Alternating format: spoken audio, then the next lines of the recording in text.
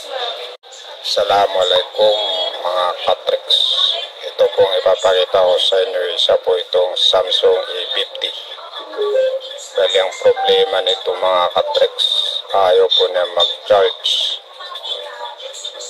Ang pag sinarge mo lumalabas, overheating. Yung lumalabas sa charging niya. Kadalasan po yan sa mga Samsung. Mga high na mga Samsung overheating. Mga katreks. Kung mapapansin nyo yan, charging logo, maya-maya lalabas na po yung overheating. Ayan mga katreks.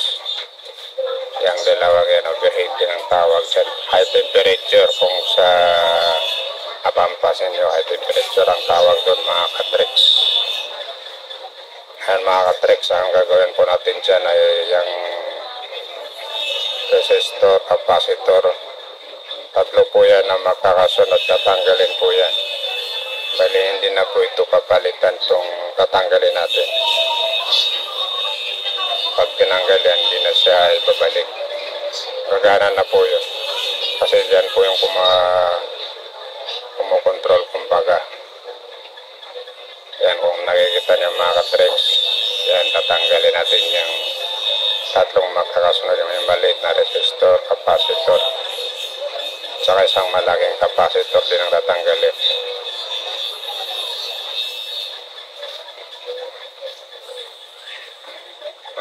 Ganyang mga yung iba gini-jumper kapag may ganyan. Pwede rin siya sa ibang unit yun, pero 830 saka A50. Tulad nitong A50 na ito, tinatanggal po yan. Tapos okay na siya kapag natanggal po yun. Hindi po katulad sa iba na pwede siya jumper, pero may paraan po kung gusto ng customer magpalit ka ng board para walang sabit. Pwede mo i-order sa Shopee o Lazada, magpapalit ka ng board na ganyan. Tuloy-tuloy na po yun. Pero medyo may kamahalan pag nagpalit ka ng mga board niya. Dati yung E72 na pinalitan ko na charging board kasi gusto ng may-ari kung may papalitan na lang ng charging board. Pumili po ako sa supplier ko sa Dagupan, ng naging price po niya ay may 1,000 ba yun, charging board lang. Pero hindi E50 yun na unit. Pero ganyan din, high-end yun na unit na Samsung.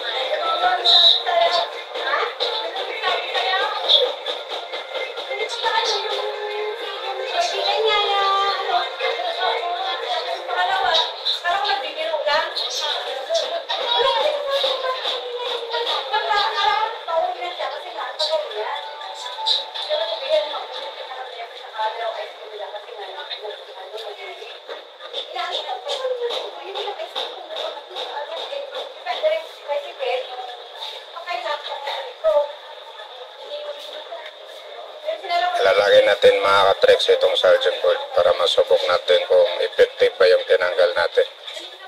And mga katreks, meron pa rin kayong makikita sa ibang mga sa YouTube.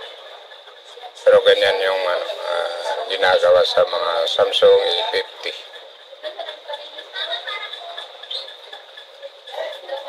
Lagay natin itong antenna. Pag okay, baka problema naman walang signal. Mahalaga po yung antenna pa diyan.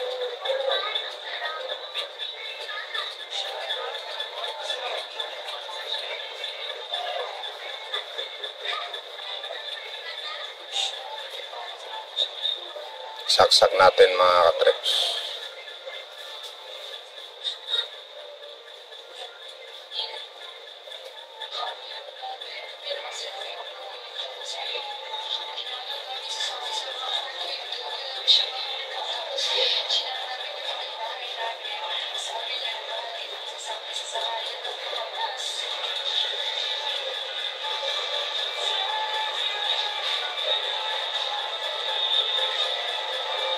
Yan mga katreks.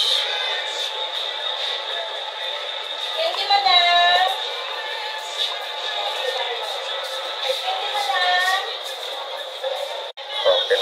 tricks. Nakita nyo. Yan, tuloy-tuloy ng charge niyan. Buo na yan. Wala nang problema yung may-ari nito mga tricks. Okay na siya. Problema nito ay charging overheating. Ayan, okay na siya. Ibalik natin yung mga takip niya, tornilyo. Sige mga ka-tricks, huwag nyo kalimutan i-subscribe itong YouTube channel ko para updated naman kayo sa mga pinapalabas na mga cellphone problema, mga katulad dito. Para lagi kayong updated, huwag kalimutan i-subscribe itong channel natin, i-like o kaya kung may comment tayo, comment mo. Kaya kung pwede